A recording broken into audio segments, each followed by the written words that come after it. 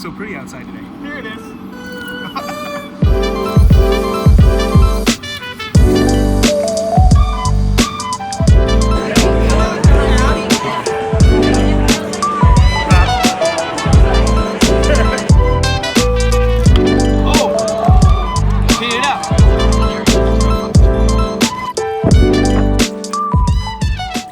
This month of March has felt like one of the busiest months I've ever been a part of. Not only with personal things like my brother coming in town or going to a couple spring training games, but with work also. And of course, I've been very blessed with the opportunities that have come across my way. And I want to be able to share a lot of those cool projects that I've been working on and give you all an inside look at to what that process looks like, and also some of the projects themselves and what they turn out to be. What's good? Shaan here. And if you're new to this channel, this is where I talk about building both my businesses, my advertising agency, Whittier, and my media company, Parlor. And both businesses present their own challenges. When you're building a media company, I mean, it's hard to garner attention these days. Our attention spans are shrinking. And so it's been really difficult on the growth side. And then with the advertising agency, you know, I've been presented with a ton of opportunities, specifically focusing on working with email publishers, people like the New York Times or entrepreneur.com. But the problem is I'm a one-man show. So it takes a ton of work and a ton of pushing through, a little bit of tears to be able to get through some of the projects. So the first project that I want to talk about is a sports publisher that I work with, Yardbarker, and this is the campaign that we're working on, which is called What Will You Do With Your Sundays Now, with a brand called Upway. So a little bit of background on the media company, Yardbarker. It's a sports publisher, and they're a little bit of an older publication. They've been around for almost 20 years. A lot of their readers have been readers of theirs for 15 plus years or more. And so that can present a little bit of an interesting challenge when working with brands, because they are an older audience and they have a certain routine and a certain expectation with the content and sports content they receive from Yardbarker. But it gives us an opportunity to try something new and delight the readers with an interesting take on the brands that we work with. And so we have this brand come to us called Upway. And Upway is an e-bike marketplace, and it coincides really well with the football season ending. And so we're doing a campaign called "What Will You Do With Your Sundays Now?" And the point of that campaign is to take advantage of the Sundays for a lot of these readers that are used to seeing football games or watching NFL games, and give them an opportunity to do something a little bit different with their Sundays than they typically would.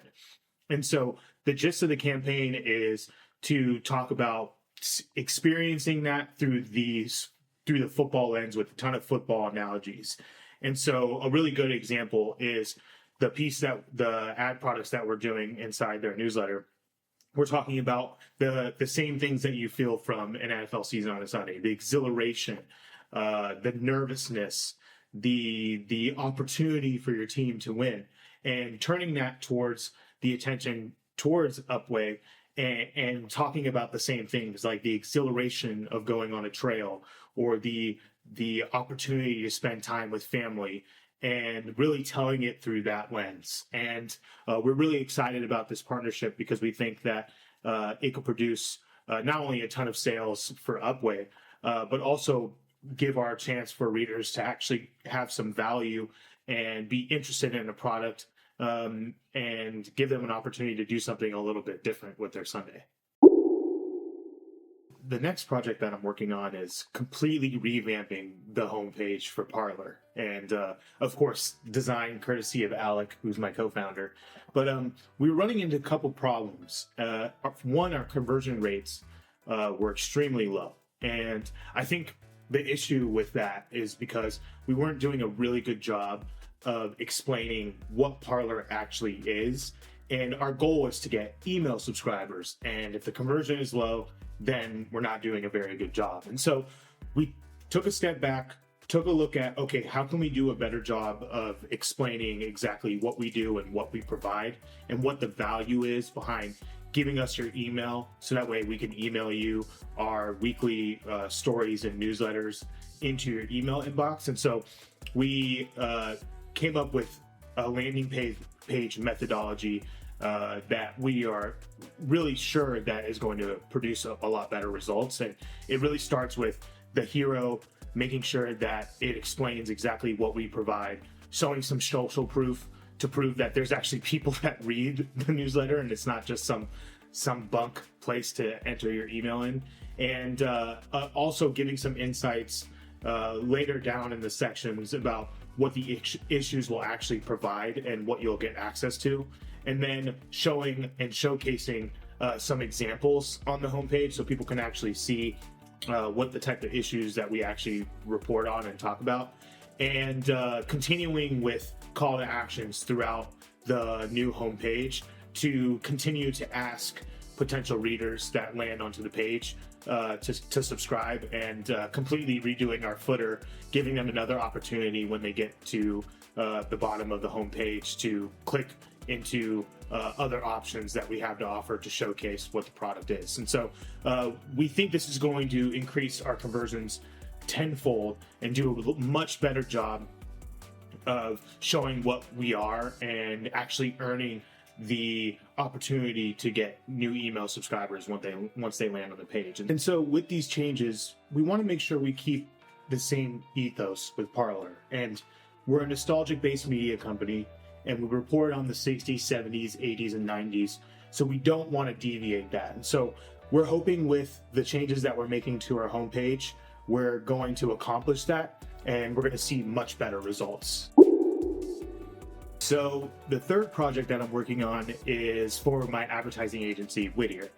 And it's with this company that's called AgTech Media Group. And both their founders came to me with concerns about their monetization strategy. And when we did a little bit of digging, we realized that there was a couple issues that they were coming across. The first is they didn't really get a good understanding or have a good understanding of their audience's interests. And when you're thinking about monetization strategies as a publisher, it really starts from that pillar, because your audience is going to tell you what type of ad products that you need to build around them, what kind of creative campaigns that you can build around them, and also how do you make sure that you present value to potential advertisers that want to spend money with you based on those audiences' interests. And so once we understood that, we were able to develop some ad products that were built around what our audience, or what their audience actually told us, and then also what our creative campaigns are going to look like built around that audience.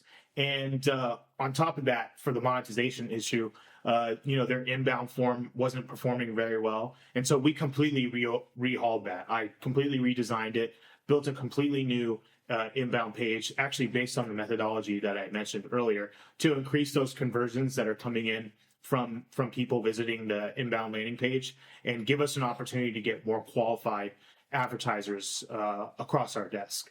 And on top of that, we really took a look at the pricing strategy, and what we needed to do was make sure that we were pricing to market and not underselling ourselves. And the thing is, the audience is very niche and it's very premium. And so we can price that in to the pricing structure that we put together. And then the last thing was the actual sales materials itself and how we were actually selling to potential advertisers. One of the issues is there was no real easy way to convey the value of the type of audience that they have. And so I completely redesigned their media kit, added all the copy and built the structure to allow us to easily convey the value and make it really easy for advertisers to make a decision to work with us and also answer their questions. And the interesting thing about media kits is, they'll never do the selling for you, but they can help you. And, they were sort of working with one leg in that scenario. And so we completely established a new structure as far as that goes. And so coupling all those things together, the audience analysis, the creative campaigns, the ad products, pricing strategy, we're expecting to make a major impact on monetization and how this business makes money. And so I'm excited to continue working on this project. It's a major project of mine, and I'm really proud of the work we've done so far and eventually showing y'all the results. So as you can tell, if you look outside or start sneezing from all of the pollen, it's spring, and it's spring in Arizona, and it's one of my favorite times of the year. The reason why it's one of my favorite times of the year is because it's plant season. And what's interesting about my relationship with plants is I used to hate them. My dad was obsessed growing up, and he's not a trained botanist, but that guy has a green thumb. He can make anything grow. And I started to actually fall in love and start having a love for plants in my community, specifically native plants. And one of the coolest things that Phoenix, Arizona has is our desert botanical gardens, and it's gorgeous. And they do a plant sale every single year, and it was one of the first times as far as a plant sale is concerned that I've seen so much variety. And it's really encouraging to see that because, in an environment where, it's a lot drier than it usually has been in the past, it's good to see a lot of these species pop back up and continue to thrive. And so I got a ton of plants from the plant sale this year, and I've been looking to plant them in my house and on my property over the last few weeks. Things like desert tobaccos, Wright's bee bush, and other native plants, brittle bush that are similar to those. And my goal with it is to, give pollinators, bees, butterflies, birds, an opportunity to really enjoy the landscape. And then I can't wait to see what they turn out in the next few years after planting them, to be able to actually enjoy the fruits of my own labor.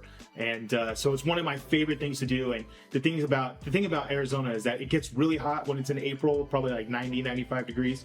And that's first thing in the morning. And so you only get a really small chance to be able to plant some of these things into the ground when it's like 70 or 80 degrees.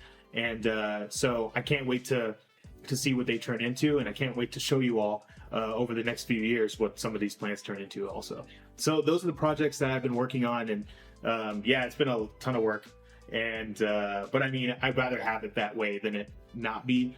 And so, I appreciate you all following me on this journey. And, if you're working on any projects yourself, please comment below. I'd love to hear about them.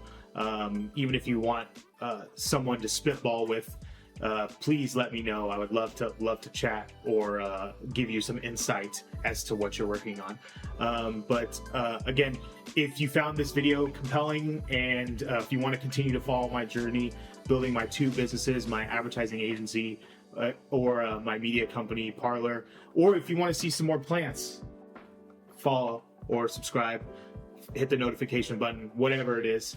And I look forward to seeing y'all soon.